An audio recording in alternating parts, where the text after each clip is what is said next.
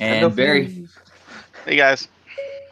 Hey, you guys are sounding pretty good today, but even better, you're looking pretty good. Let's see those shirts you got there. Oh, the NintendoFuse. Nice. Yeah, we have shirts. Before we jump into the podcast, definitely check out our website, and we'll put a link in the show notes and the YouTube video and everything later as well. But you can purchase some NintendoFuse merch, and right now it's just a basic black shirt, as you can see if you're watching the video, and just says NintendoFuse on the front, and it has the website on the back, and you can check that out on NintendoFuse.com. Just on the side, just say there's a link over there on the side that says buy yourself a shirt, and or I think it's just buy a shirt, and you can do that, and that'd be awesome to see you guys representing NintendoFuse out there as you go to events or just hanging around town, or just representing as you're playing your favorite game. So thanks for tuning in. Those of you guys that are tuning in live, thanks to you guys for doing that. If you're watching us or listening to us later, thanks so much. If you have not subscribed to us on your favorite podcast app or on YouTube, make sure you do that and hit that bell on YouTube to be alerted every time we go live with a new video or also post another video. We post like all the time with game chats and industry talk, interviews, and gameplay, and our podcasts and stuff like that. So we would love for you guys to just subscribe and share it with others. Number one, we want to also make sure that you know this. I guess it should have been number one. We should have said this first. We want this to be interactive, and we rely upon you guys to send in your feedback, send in some comments. Best thing to do is send in a question. If you have a question for us to address in a future podcast, just send us an email. It can be a video question, it can be an audio question, or a written one. We don't care. Just if it's video or audio, keep it short and be like 30 seconds or less or something like that. And we'll address it in a future podcast. Just send it to podcast@nintendofuse.com. And with all that out of the way, let's jump to what we've been playing lately. Greg, what's been on your Switch and or 3DS lately? It is definitely Hollow Knight, that little gem that just snuck its way onto the eShop in the middle of E3 and was like, oh, by the way, it's available today. And I was like, need to play it. Definitely a very awesome game, a little Metroidvania type game. You just go around exploring, defeating enemies, collecting money, going buying stuff that you need, and even venturing down into the deep. Lots of areas to explore, plenty of enemies to fight. And one thing it actually is very challenging. So if you're looking for something that's a little bit more on the difficult side and not your straightforward, like, normal game where it seems like a lot of the enemies are super easy at the start, this seems like a good chance for pick up a good challenge. So cool. Is that pretty much it? Yeah, it's the main game I've been playing now. I have some ones that I still need to play. Yeah. But you finished Mega Man yet? No, Barry caught me off guard. He's like, gotta play this West-a-Little thing. And then well, excuse me.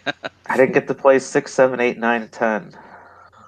So I'm sure it's going to happen before all the rest of them come out, I'm sure. So yeah. Barry, what you been playing lately? I finally dabbled in Fortnite a little bit. Had a little fun. It was actually more enjoyable than I thought. And then I did Mario Tennis Aces, and I did enjoy it. I didn't really play much online at all. I've been just doing single player stuff, and the difficulty is actually, a little frustrating at times too. I was kind of shocked. You definitely want to use those RPG elements, but it's a little shallow too. But I had fun, and the important thing is I had fun. And now I am doing the Blob for review. I got a review code, so I'm currently doing that. I never played it on the Wii, although I own it. I just never played it. So now I'm going through it. It's an interesting game. You can tell it's a Wii game, but it's actually kind of fun. I'm not going to 100% it or anything, but yeah. Right now that's what I've been doing. Cool. Did they incorporate any of the motion stuff into the port for Switch? I've only played it handheld, but I don't think so. I think it's probably a port of the PS4 because it just came out in the PS4 as well. So it's probably like they just took that and slapped it in. But there might be motion. I don't know. So I don't want to say yes or no. Yeah, right. Cool. Yeah, Hassan's in the chat. He's out and at least able to type right now. Maybe he's just, I don't know, speaking to his phone or something. But he said Fortnite is pretty much consuming his life right now. It's really addicting, and voice chat and a headset actually works, which is something we've all experienced with Splatoon already. And no stupid app. You can use a wireless USB headset with the Switch docked, which is pretty cool. So if you have not experienced playing Fortnite online with headset, it is pretty cool. However, you do open yourself up to some of the other things that people are going to say online. So we've already gotten some people that are going to just quickly recorded what was going on, and some of course there's the young children out there who just love to curse at people, so that's always fun. But yeah, Fortnite is something I've been playing a lot. I haven't played on the Switch since they did update it with the voice chat. So I haven't got to actually experience that myself, but I've been playing a lot of Fortnite as well. Little bit of Pokemon Quest here and there. I for a while, like when it first came out, I was trying to boot it up like several times a day. Right now it's maybe like once or twice a week, sort of thing. And just when I remember, I'll get back to it. And I've been playing RBI Baseball 18 or 19, whichever one the next one is. It's 18. 18. It's like the only one that releases in the actual year. So like FIFA 19, Madden's gonna be 19, everything's like the next year. But RBI Baseball decided to actually follow the actual year you're in. I actually need to go back and play RBI Baseball 17 again. I really didn't enjoy it, but I need to go back and play it again to see if there actually is any improvements. Because the little bit that I played, probably about, I don't know, an hour or 2 hours so far, I am not enjoying it. And I don't feel like they made any sort of improvements at all over the last one. But it's been a long time. It's been probably about a year since I played 17. So I need to go back and refresh my memory, and maybe they have improved it, but it's still not that great. I think even like the simplest thing with not being able to know exactly where the ball's coming in, like, cause you have a higher approach on the batter, and it's just hard to tell if a ball is if it's a ball or a strike. And that makes it incredibly difficult to bat, because I'm swinging at everything because I don't really know how high that ball is coming in. And that's really frustrating for a baseball game.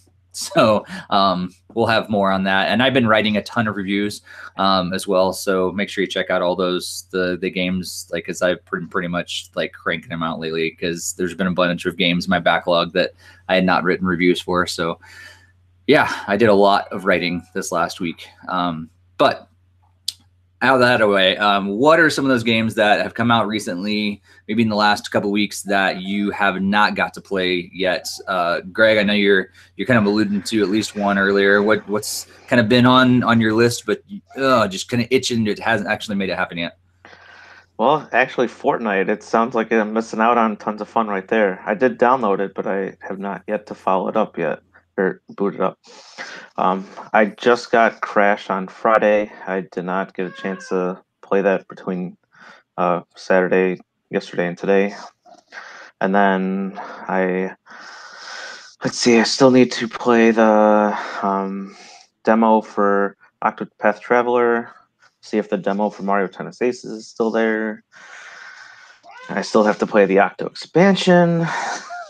Still have Mega Man Collection 2. Pretty soon will be Mega Man X Collection 1 and 2. Xenoblade Chronicles 2. No comment. That's at the bottom of the list. Oh, Greg, right in there, right in the heart. Barry, what's been? Well, you've been itching to play it, but haven't made it happen yet. Yeah, if I didn't have the Blob, I would have played the Mario and Rabbids DLC, the Donkey Kong. I really wanted to play that. I've heard good things. I know it's not terribly long, but it's probably a good 6 hours. So I am itching to play that. And Ys 8 came out. I am really itching to play that. And I got a time limit now because Octopath is this month. And I got to play the demo of that before I play it, so I get that 3-hour jump. And Octopath is going to consume my life when it comes out. I know it, and I'm going to have to drop whatever I'm playing when that game comes out. So I'm hoping I can get Ys 8 in. Otherwise, Ys 8 is going to fall on the back burner again. Yeah, that tends to happen a lot. Yeah. I also forgot that I wanted to play Mario and Rabbids. I haven't done that. I bought it, and I didn't play that one. So there you go. Yeah, that's pretty much one of the reasons why like I had so many games like and I try to crank out a lot of the smaller ones that I had been playing, but I played some more and then wrote the reviews because I was like I've been putting this off for way too long, and it was kind of a little bit of work, but at the same time it was enjoyable. I wanted to play these games, and so I just pretty much just said, okay, world, I'm gonna shut you off. I'm just going to focus on video games last Monday night and try to get a lot of that done. It was fun just to kind of shut everything off and just kind of sink into some games that I played a little bit of, but I hadn't played a ton of, and was able to kind of just really process them a lot more. So Bunker? That's not one of them yet. Yeah, that one's going to take a lot more effort to finish off. Yeah. Even though it only takes like an hour or two. That's so much time for a bad game. So spoiler alert, on our eventual game chat, I'm probably going to tear that one, maybe a new one. So anyhow, what have I not played yet? I haven't played the update to FIFA 18, the World Cup stuff yet. And with the World Cup going on and everything right now, man, it's the timing is messing me up because I want to watch games, but most of them in the morning, and so it's messing me up. But it's weird because the US is not in it, and so it hasn't got me in the soccer mode like I normally am, which makes me want to play FIFA. And so yeah, so I haven't actually got to try the World Cup update yet, but I'm gonna definitely. I'm going to be playing it this week for sure. I got a friend that's going to be staying with me for a couple days, and it's definitely going to be a game that we're going to be booting up, as well as getting some multiplayer time with RBI Baseball as well, because I'm going to see what his opinion is as well, and kind of compare it with another friend, and as we can get some multiplayer action on that as well. So. All right, well, let's move into some news. And honestly, there has not been a whole lot of news recently. There's been some stuff, but not like big stuff. And that tends to happen, after E3. All the big stuff comes at E3, but they kind of, it dwindles out a little bit at this time of year. But one of the big news things is that Nintendo has a new president. And this is the, let's see if I can get this right. I have it here. 6th president in Nintendo's history.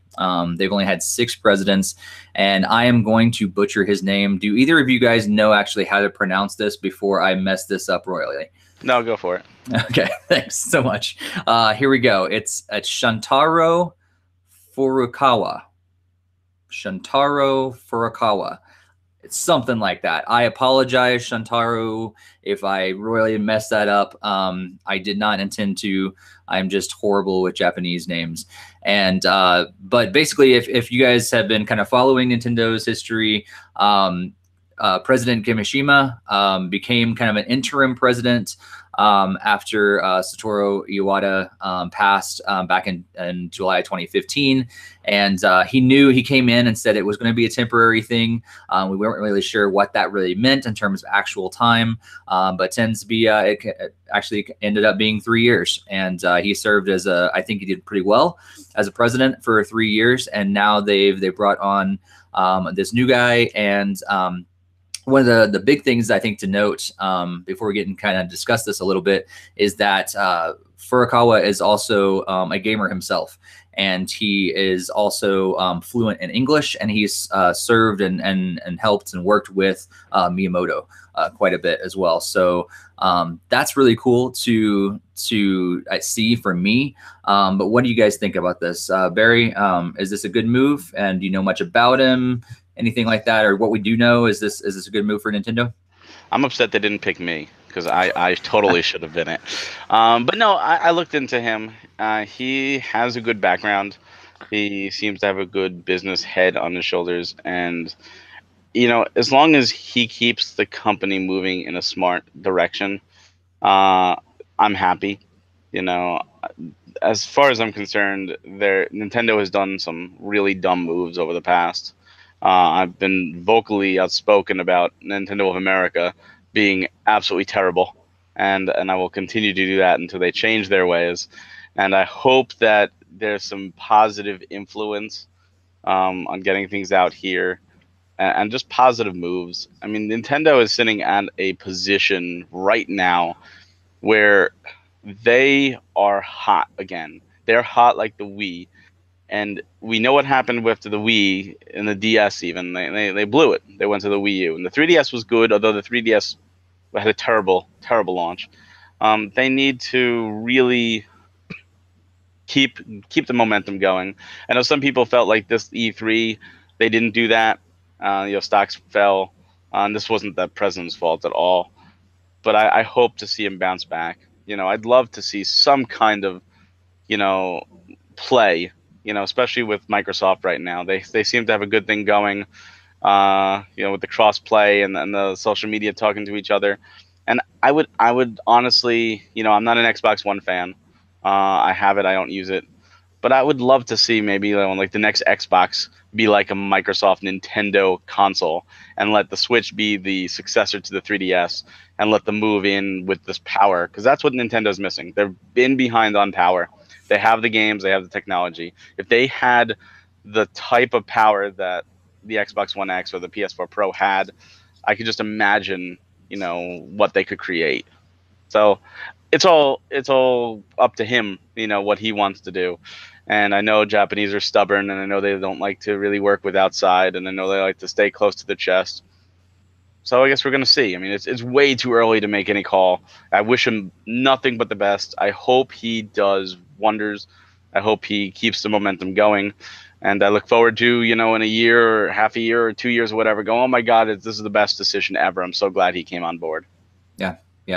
Only Three Penguins in the chat said that as he understands it, this is the first president of Nintendo young enough to have grown up playing Nintendo games. And this has to be a good thing, he said. I believe that is true. I think from what we can tell, Furukawa is, I believe, 46 years old.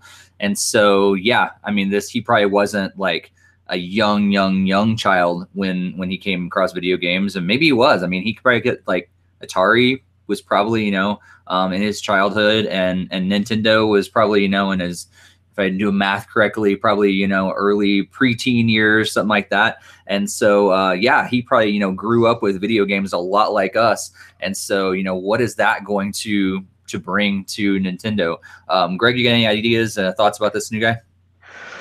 Not a whole lot. I mean, I don't really dive into the politics as much, but obviously, as Barry was saying, we can see which way he'll go and what kind of decisions will be made. I mean, obviously, I think it's kind of hard to replace Iwata as a whole. I mean, we kind of saw that so far with the temp interim one that was there. I can't even remember his name because he just appeared so often. But Mashima. But yeah. Well, to be fair, Greg, Iwata had a lot of criticism. There were a lot of people that were, what is Iwata doing? Oh my God, he's so stupid. Remember, Iwata launched the Wii U. I mean, he also did the DS and he did the Wii, but he also did the Wii U and the 3DS, which the 3DS was not a success in the beginning, and the Wii U was a failure. So a lot of people are like, where's the Wii HD? Why isn't Iwata doing this? So in some senses, Iwata did a lot of boneheaded decisions too. Granted, the Switch is also his brainchild, so he was a genius, and he did a lot of work, for games in total, developing and programming, and we got Pokemon from him. But there's going to be criticism. And it's one of those afterwards, hindsight. Like looking back, Iwata wasn't as bad as people were making it seem. But back in 2012, 2013, he was demonized. People were like, oh my God, get rid of him, fire him now. It wasn't until after his passing that we saw the brilliance that he was doing. I don't know. I feel like you can just about relate that to anything that has a change of management. I mean, you can argue the same thing for the current president of the United States. I mean, as soon as it gets put in there, you can open up that can of worms and go that way too. So that's true. And we know even things like, Apple with Steve Jobs had, he was a great guy, did some awesome things, but after time as well, like we think back and like, yeah, and everything was perfect for sure. But there were, I think, both, pros and cons during his being CEO and with Kimishima and Iwata being president. And I think that's probably going to be the case with anybody. I mean, right? Like we can't, like not everybody's going to do everything perfect for sure. But I think, yeah, there were would. That's right. Right now, Nintendo, if you're listening, just reverse your decision or maybe make a note when Furukawa is done, put put Barry as president, and I'll just take Reggie's job. There will be no Operation Rainfall under me. There you go. You can just work for him instead of taking his job, and then like just take over Nintendo, the president of Nintendo of America. So there you go. And all we'll see is Xenoblade sequels to the end of time. That's not true. God. Apparently that's all you play, Barry. I put how many, like 250 hours in the Breath of the Wild. I'm a huge Zelda fanboy, Mario fanboy, like Star Fox. Like, what are you talking about? We would have all those dead franchises. F-Zero would be back. Kid Icarus would be back. Metroid would be back, and more than just one game. Mother 3, 4, 5. Oh, Mother Collection instantly. That would be the first thing I did. Like, get the Mother Collection out there. Maybe Mother 4 if he wants. Absolutely. Oh, a Golden Sun. Let's get Golden Sun Collection 1, 2, and 3, and get a fourth one out there. Bring some of these franchises back. You're sitting on a gold mine. Even Sony said, like, we don't have the wealth of IP that Nintendo does, and Nintendo doesn't realize the wealth of IP they're sitting on. They just don't use it if it's not Mario or Zelda. Yeah. And Only Through Penguins brought this up as well in the chat just now, but he does speak fluent English, and so I'm wondering, and no matter what, I bet we're going to start maybe hearing more from him on a global, perspective. Because a lot of times there was always translators, and translators are fine. But for me, and I think a lot of other people, it's cool to actually hear directly from the president, and maybe that's going to happen a little more. And I wonder exactly directly. Speaking of Iwata, and I wonder if, like, that's going to even change maybe Nintendo's perspective on their global presence, just because he is a little more, it seems like he's a little more global in his mindset, I guess, just from the very fact that he speaks fluent English. I don't know if that means a lot. Maybe we're reading too much into this, but maybe we're just kind of grasping at straws. I don't know, but I'm hopeful, and I think that may have a part in it. What do you think, Barry? Well, I was going to say, we also don't know how long before we actually see his influence, because like the Switch and all that was put into place by Iwata before his passing, and we don't know how many things of Kimishima's are already in place that are yet to come out. So we may not actually see any influence from him until next year or even the year after. We just don't know what they have in the pipeline because Nintendo is so secretive of a company. That's a good point. Yeah. Greg, do you think him being able to speak English fluently will have any sort of effect, or are we just kind of hoping for things?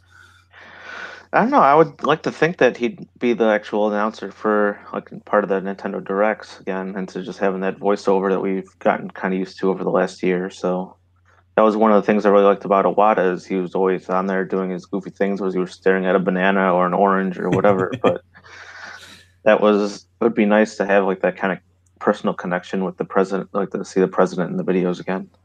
That's a good point. Yeah, I think if nothing else, it'd be cool to have that personal connection for sure. It's weird if you think about the older Nintendo Directs, even with Iwata, they kind of took more risks with the presentation side. They had the Robot Chicken E3, they had the puppet E3, they had Miyamoto coming out on stage with the little Pikmin in his pocket, and they had fun things. The banana, they had like Bill. And they had the scene with Reggie with Yokai Watch where like Bill was eating all the donuts and all that stuff, like the Mega 64 E3 thing with Reggie, like they don't do those anymore. Like it's all very, here's what's next, like they kind of lost the fun. And don't get me wrong, I appreciate all the information. I look forward to every Nintendo Direct, but I do miss the presentations that Iwata, I have to feel, was responsible for, because we haven't seen him since his passing. Oh, I definitely agree. I've missed that as well. Like the more fun, like down to earth videos, whether it's like them just doing the Mario Maker, changing costumes for each of the games, or as you said, like that initial E3 directs with like the Robot Chicken and the puppet and the Star Fox puppets and everything. Yeah, it has been cool too. I mean, in a very short time, in like 3 years, I feel like Kimishima has done a really good job. I think he has accomplished what he set out to accomplish.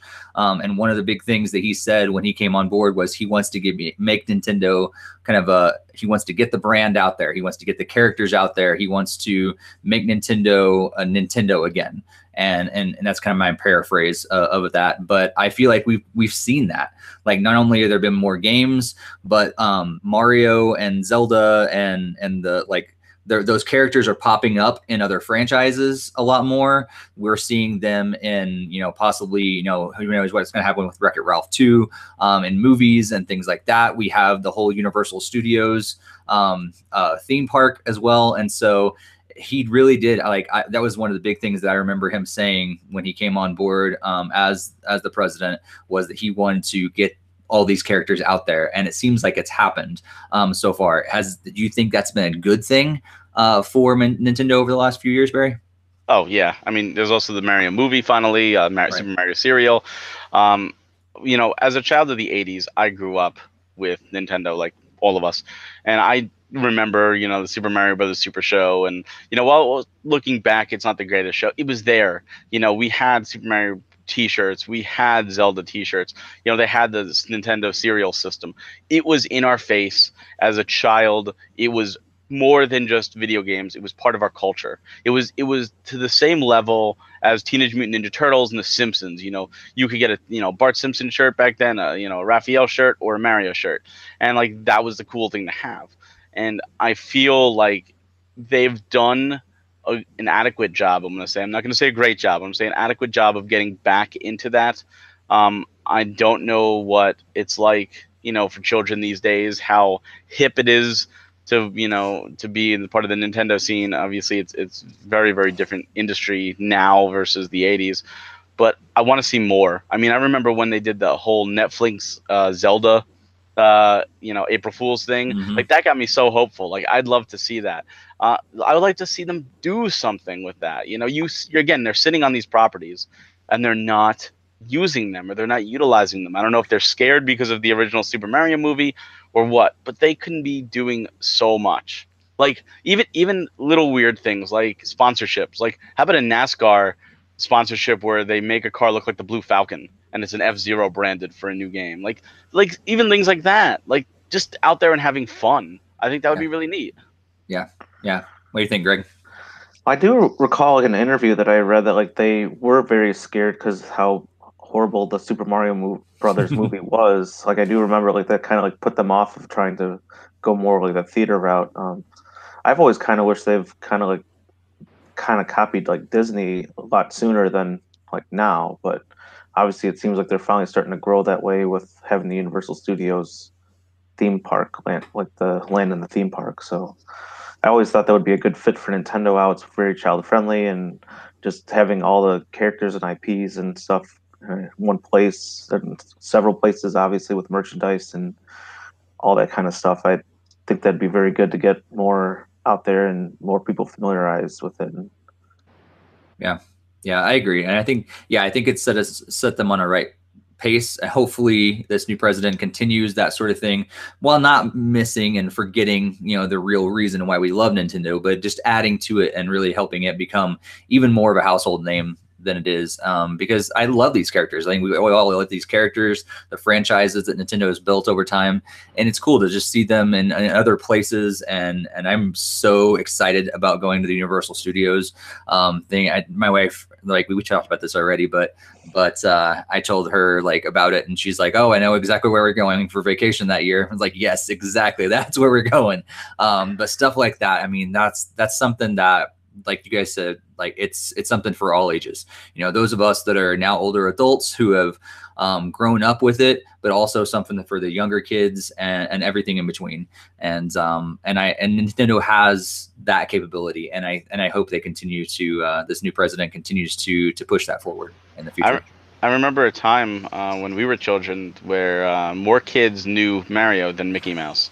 Yeah. And I don't think that's the way it is today. I think Mickey Mouse is back on top. I'd like to see a world where Mario is more recognizable than Mickey Mouse again. Yeah. Well, speaking of Mario, Mario Kart has had an update. Mario Kart 8 Deluxe has an update, but I got to ask you, when was the last time you guys built anything with the Nintendo Labo? Mine's sitting in the box, but I at least bought it. Mine's sitting at the box at the market. Okay. Yeah. At least you haven't got one yet. Yeah, I have the one that I built that I showed off right after I built it. I think it was on a podcast. that's about all that I built so far. Was that little RC car thing and the thing they make you make in the very beginning to kind of teach you how it all works. But if you do actually have more of things that have been built in Nintendo Labo, you can actually use one of those in Mario Kart 8 Deluxe, because they have updated it to incorporate. I'm forgetting the name of it right now. It's the one motorcycle. It's just called motorcycle. As far as I'm aware, they don't have some other fancy name for it. I just thought they did. But basically, it allows you to put your Joy-Cons on the side and use them just like you would an actual motorcycle. And so you play around with it in the Nintendo Labo game and everything like that. But now with this update, free update, you can actually use that as another controller within Mario Kart 8 Deluxe. I think this is a brilliant idea. But yeah, have either of you guys? I mean, Greg hasn't even got Labos, but yeah, like Barry, have this? Is this exciting enough to like break out the Labo out of the box and make this, or you just gonna leave it in the box? If I had more time, then yes, I think this is genius. I think Labo, they expect to stand on its own, but by incorporating it into their other games in a non-invasive way, meaning no forced waggle crap that the Wii had, but non-invasive way, I think it's brilliant. I think it'll get kids more involved. I think, I think they released it at a time where the included game probably wore out its welcome. And now it's like, oh, you like that bike game? That was just the tip of the iceberg. Now play Mario Kart with it, especially getting on a bike in Mario Kart. I think it's genius. I'd like to see more games do this, especially for free. But we'll see where they go. Cool. Greg, is it enough for you to go purchase Nintendo Labo? Not quite yet. I do agree. It's a great feature to have. Some of the feedback I've seen is like it's incredibly difficult. So I guess if you're looking to ramp up a challenge in Mario Kart 8, if it's too easy for you, then I would recommend you give that a shot to see if it's much better.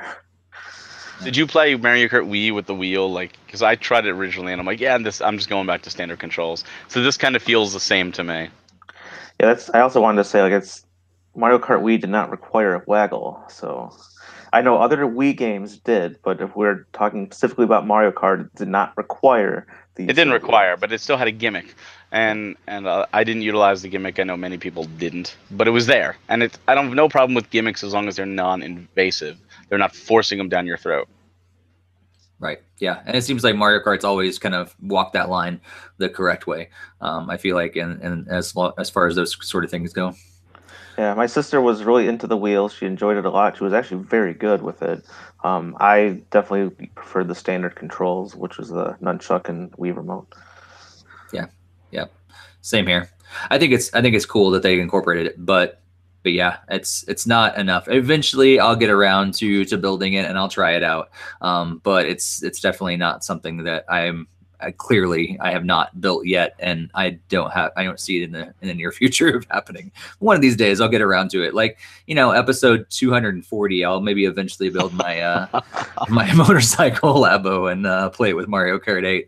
I wonder if they're going to incorporate that, like if Labo continues to grow, or we see that because they do have the plastic ones people are making that are based on the same cardboard. I wonder if we're going to see that sort of thing incorporated into other accessories that like random people make. I just got an idea. Yeah, Teleroboxer coming back using the robot kit. There we go. The robot kit is now a Smash Brothers fighter. And you have to use the robot to play as him.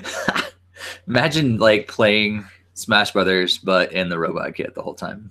Like, that's ridiculous. What would be cool is if you put the visor down so it switches to first person and no one else can see what they are. Like, no, it's cheap. That'd be so cool though. Like to be able to see Mario or to be able to see Smash Brothers in a different perspective would be pretty cool. Like, especially since nobody else can see it. It's like me. Yeah, screwing people over. Oh wait, Mario jumped behind me. Well, some of you guys, like those of you guys that are in the know, when following us on social media and other things, you guys know you've been probably I don't even know if they're still in stock, but the NES Classic Edition was back in stock. They may have sold out by now, but maybe they're still in stock. I don't know what the current status is on that. Greg, you didn't get one last time, right? Is that correct? Actually, that is incorrect. Incorrect. Okay. I got one during one of the Amazon relaunches. I don't lucky grab by my cousin. So that's what it was. Okay. All right. I So did- did you pick up any new ones this time around? I personally did not, but I had my mom and dad go and get some for my brother and two sisters, and they were able to secure all three consoles within a few hours of Target opening. So sounded like there was plenty to be had. And even when I went to see if they had any extra controllers later in the day, which they did not have, they still had some of the consoles there. So it seemed like there was a good stock of them for people that really wanted them. That's cool. So I didn't see any at all. I went to at least one Walmart in town, and I was at Best Buy, and I didn't see any at all, actually. But I had seen them at least at the Best Buy like weeks ahead of time. Like they were just randomly in stock, and the same thing with the Super Nintendo Classic, just randomly in stock at this Best Buy. But when they're actually officially in stock, nowhere to be seen. So I don't know. Barry, did you pick up any more? No, collection? I just have mine that I got at the last shipment when they said, "Oh yeah, we're done with this." So I said, "Oh yeah, I better go get them." The only store I went to that would have possibly had them was Toys R Us, but they of course didn't have any because they're dying and they're dead now. So yeah, so they didn't have. I went like, well, maybe I'll get 70% off in NES Classic now. Of course, they didn't get any shipments, but no, I heard a lot of people happy that they can get them. I'm really happy about that. I think it's smart. I don't know if this is a one and done deal. I know there were way more than there were originally. I kind of hope there's more just for the people that need them, less for the scalpers to make money.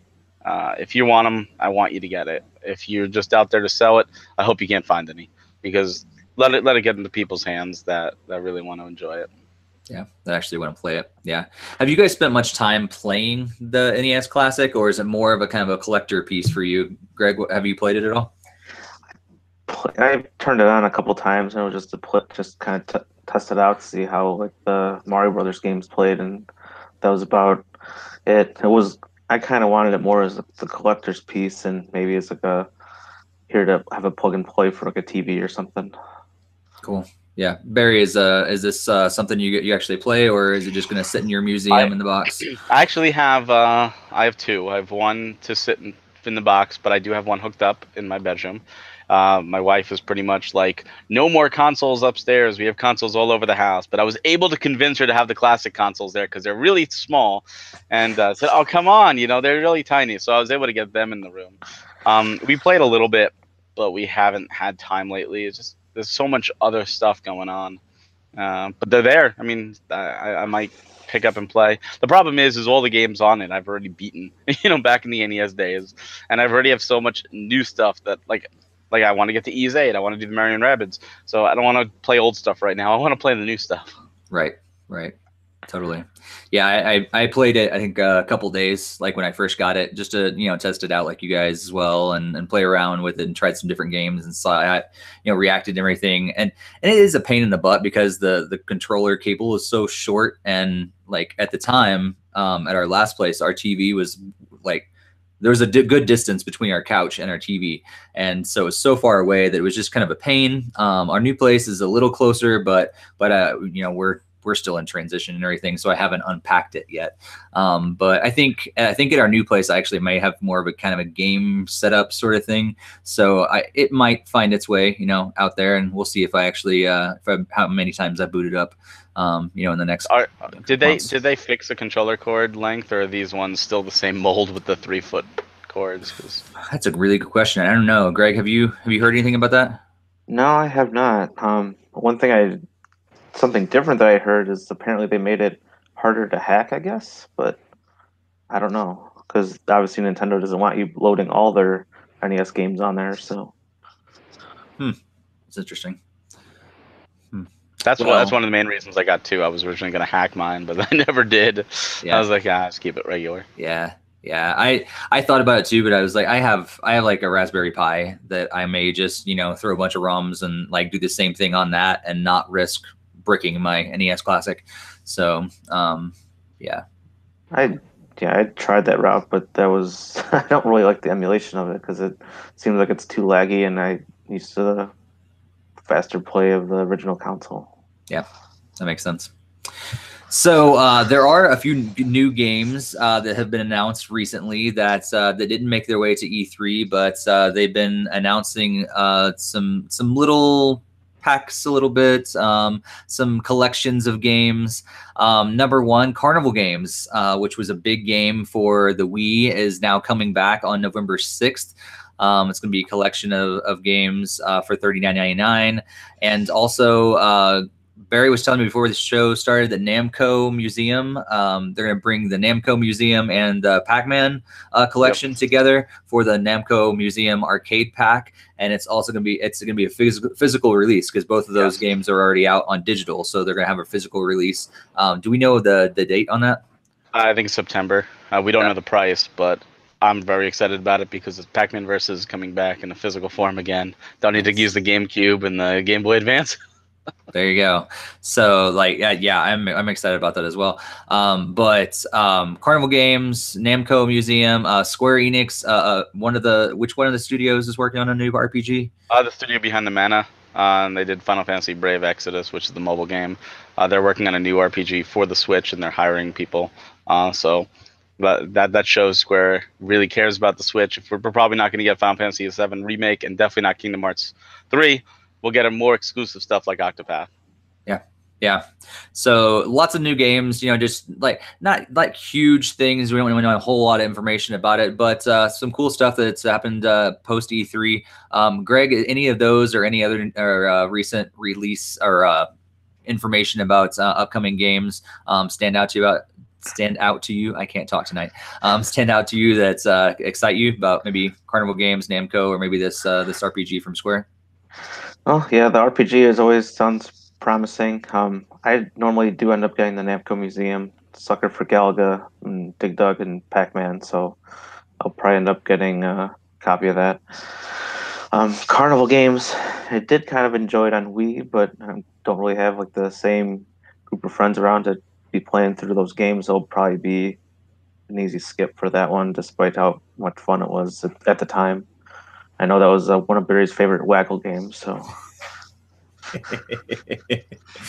Barry, tell us how well you like to waggle your Wiimote with Carnival Games. Carnival Games was notorious for being the one game I got in pretty much every single lot of Wii games at garage sales outside of Wii Sports and Wii Play, and I must have like 50 copies of that game that I just gave to somebody. I was like, here, just have them.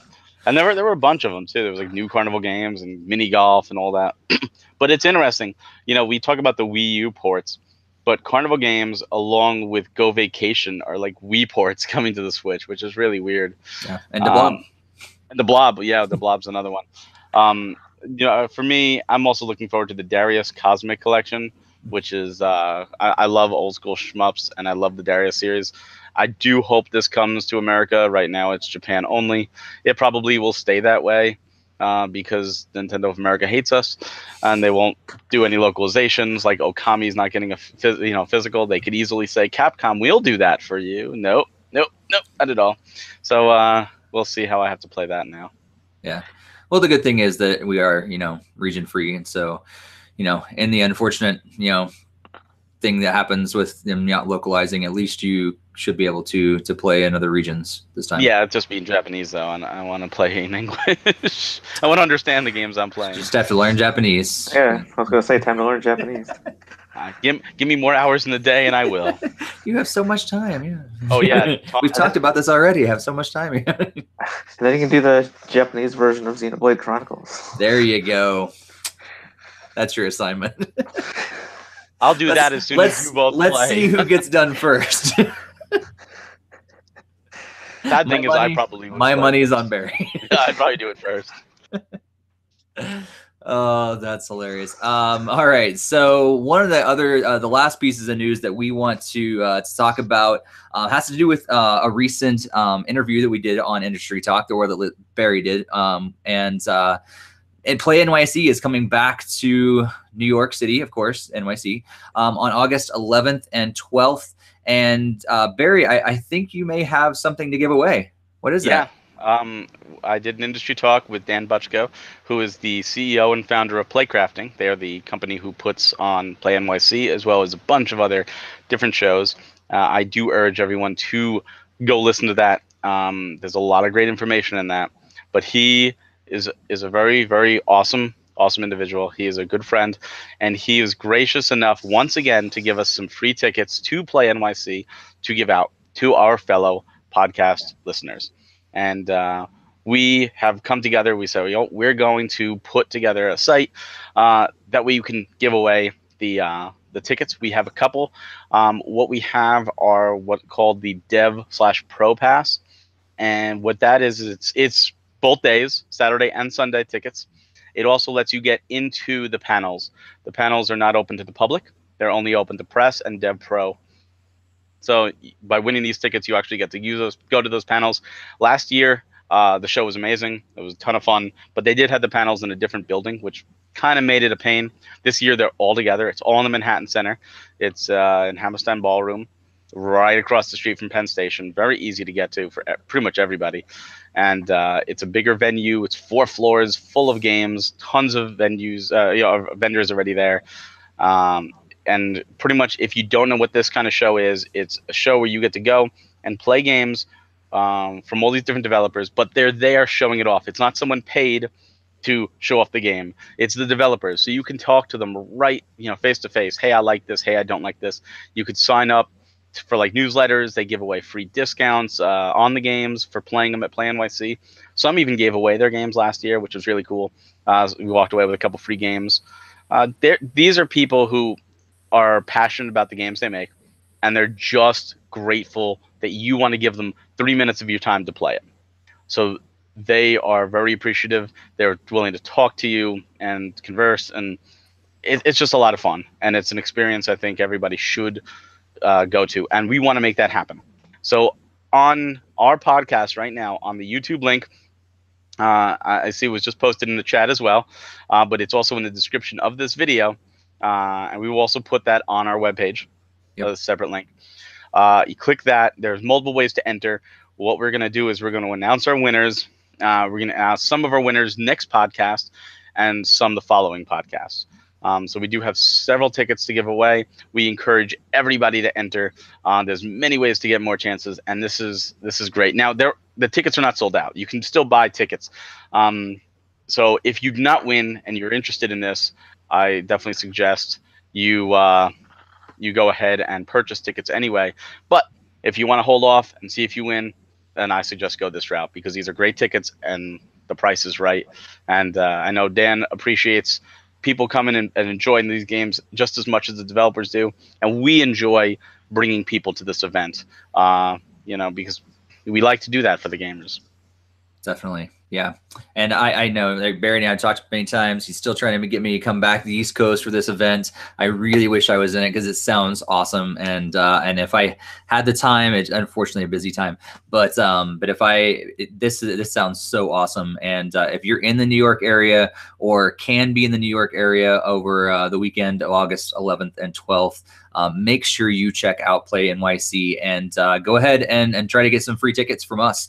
Like Barry said, the link is in our YouTube chat right now. If you're listening live or watching live, it's in our the description for the video. It's going to be in our show notes when we're posted on social media and everything as well. So make sure you can actually see it and share it around there for other people as well. Maybe you're not able to make it, but you know someone that's in the NYC area or can be at that time.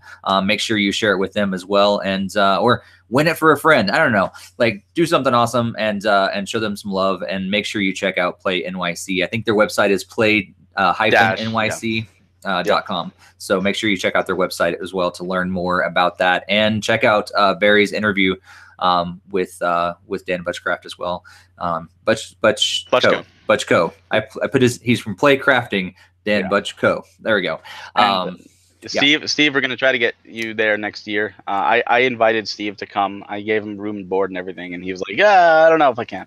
So next year, hopefully, he can. I will be there. I'll be sporting Nintendo Fuse shirt. If you see me there, please come by and say hi. Especially if you win tickets, let us know. We want to hear from you how you're enjoying it too, because we want to keep this promotion going, so we can offer this next year and the year after that. So we love to hear from you as well. And if you don't buy tickets or you don't win tickets, but you do purchase and you see me, please come by and say hi. I'd love to hear from you guys anyway. Yeah, totally. All right, let's move into some listener question.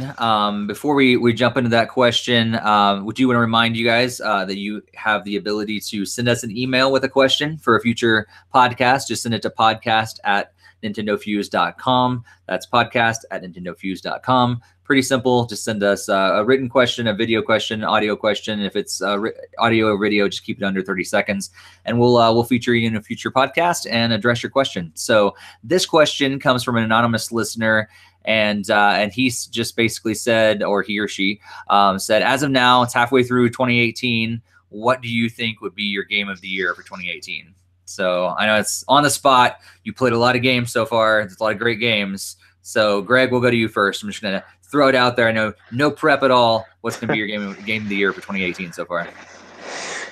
Wow, that's a lot to think about. I don't know. Are we just doing like if the year ended like? Yeah, just so 30th far. So far, yeah, at this like half the year point. Let's see. I think the very overall game. Geez, that probably would have to be Octopath Traveler, I would think, because I've really enjoyed the demo a lot. I know I did. I did enjoy. As it now, you can't do future games. That's true. It's got to be up through July 2nd. The demo wins your game of the year. No, that's demo that you haven't even played yet. No, I played the first one. The first demo. That came out last year, though. The last year's demo can't win game of the year this year. Hey, I gave it to Bayonetta 2 like 3 years ago. So yeah. Well, I mean, I haven't really got. There's been just a lot of ports at the beginning of the year, and I know all the games that I really want are just going to be upcoming. I guess Hollow Knight is the game that I'm mostly really obsessed with that I would definitely put high, but I feel like that's better for the eShop category. But yeah. I don't know, because I don't want to say like, oh, Mega Man Legacy Collection is like, well, why are these old games like winning like Game of the Year? So I figured I would have gotten more flack for saying something like that. All right, Barry. Let's bail Greg out. And, what are you thinking so far? For definitely the eShop category would be like West of Loathing and Bloodstained, Curse of the Moon. For the main category right now, I'd have to do Kirby Star Allies as my game of the year, with Mario Tennis probably number 2. However, I know Smash, Pokemon, Xenoblade 2, and Octopath are all going to be in my top 3 somewhere. One of those games is not going to be there. But Xenoblade 2 came out last year, sorry. No, Xenoblade 2 Story DLC. Xenoblade 2 Story DLC. Haha. I don't think DLC counts for... Why not? It's a standalone release. Standalone physical release. That is a good point. That is a good point. I don't know. If it's enough content to warrant a standalone physical release, then it absolutely counts as a new game. None of your save files starts over. Like, it's all brand new. Does have a point there. So ding ding ding. Yeah, but none of those are out yet. Like, and like I want to say Ys 8 would probably be up there too, but I haven't played it yet, and I want to. Shantae I didn't get a chance to play yet. I can say Bayonetta 1 and 2 because I didn't play them on the Switch, but I did play them on the Wii U and I did play them on the 360, and they're great games, so they would be up there. But I didn't replay them. It's tough though. Like the first half of this year has not been a strong one. As compared to last year at this point, we at least had Breath of the Wild. We would everyone would be like Breath of the Wild, done. No questions asked. We don't have that this year. Kirby was a good game, but it wasn't set the world on fire. Mario Tennis didn't set the world on fire, but the second half of the year will. Yeah, that's what I was saying. There's those Hyrule Warriors, Tropical Freeze. Yeah, Tropical Freeze. Some older ports are kind of making their way. I mean, I didn't play the Switch version. I don't like to count games that I may have played on a previous console, but I didn't bother to replay in the current year. If it hasn't changed, it's the same game. You play Super Mario Brothers now, it's not like it's really any different. There's Funky Kong. Funky Kong's new. Well, I played Funky Kong. It's fun. It's still good. And you know what? I forgot about that. That would be higher than Mario Tennis for me, but still below Kirby. To be honest with you, I did enjoy Kirby more than Donkey Kong. I know some people be like, "Oh my god," and I think it's because I'm playing games more now just for the relaxation, and Kirby's a lot easier. I obviously there's frustration in DKC, and some people love that, and that's great. I just wanted to play through and enjoy it, and I didn't 100% it. I 100%ed Kirby. I didn't 100% DKC. Yep. Yeah. So I think I had actually remind myself like what has come out so far this year, because there hasn't been like these huge games so far this year, but I would probably say, off the top of my head, probably Hyrule Warriors Definitive Edition has been my favorite game so far. I took what was in the past, put the 3DS stuff together, and put a little bit of new stuff, and I enjoyed it so much before. I'm enjoying it again. So I think that would be the one that kind of rises to the top. But it is it's a remake. So none of the brand new games. I don't know. I didn't play Fortnite? Maybe Fortnite. I played it a lot. The game that I've still played the most is probably still Rocket League. But Fortnite's creeping up there though. Yeah. I know Steve's game of the year is definitely the bunker. We should we've talked about this before, having a worst game of the year. Rogue Aces. Rogue Aces. Rogue Aces. Anyhow, so Urban Trial Free Playground. Send in your questions to podcast@nintendofuse.com. We would love to address your question in a future podcast. Before we wrap up today, I want to know what are some upcoming releases in the next couple weeks before our next podcast on, I think, what's the next one, like July 16th? If I remember correctly. So in a couple weeks, what are some games that you're excited about? I know one that is on all three of our lists, so let's say it together. Octopath Traveler. Yeah. Other than Octopath Traveler, anything else that you guys are excited about over the next couple weeks? Greg? That's all that I had saw. Like I went through the list, and that was like, yes, this one counts because it's only it's within 2 weeks. So nice. You stole Greg's thunder. I did. Sorry. We get to share that experience. But actually, sad note is I won't be playing it until August, so it's gonna be like I gotta stay away from spoilers. But so that means not maybe not next podcast, but the one after we have to talk nothing but Octopath Traveler. No, that's the one I'm gone. You can't talk. Oh, it should be you talking. Greg should turn off his mic. Speak. All right, next one. We'll play Midnight. I'll play it as much as possible. Barry, anything other than Octopath that you're excited about? Honestly, at this point, I don't even know the release schedule. I just have everything pre-ordered, so when it shows up on my door, I get like the Amazon or Best Buy, like your item is shipped. I'm like, oh, that came out this week. Oh, okay, cool. I didn't even realize. Right now, like I said, I have 2 weeks to try to do Mario and Rabbids DLC and Ease 8 if I can, and I'm still playing through the Blob and I have another game that I'm not sure if I want to review or pass to somebody else. So it's gonna be such a cluttered week already, and I'm so focused that I don't even know what's gonna come out. And watch tomorrow something comes out. It's gonna be like, oh, I totally forgot I want to play this too. I haven't gotten any emails yet though, so who knows? Cool. Yeah, mine's pretty much Octopath Traveler as well. So I'm sure we'll talk about that a lot in a few weeks. But thanks, guys, for joining us today. This wraps up episode 152 of the NintendoFuse podcast. Just another reminder quickly, if you have not subscribed to us on YouTube or any of your favorite podcast apps, make sure you do so. And if you are on YouTube as well, hit that bell to be alerted by every new video we post, every time we go live, stuff like that. Be part of our notification squad, as people call it. But follow us on Facebook, follow us on Twitter, Instagram, that sort of thing. And especially make sure that you send in a question and like what join the contest. Make sure you hit all the enter the contest. Enter the That's the word. I'm gonna need to take a nap after this thing. I can't remember the word enter. Enter the contest. Yes, there's multiple ways to enter. Enter more chances to win. Enter all the ways. They're very easy ways to enter, and we appreciate every entry you do. Yes, for sure.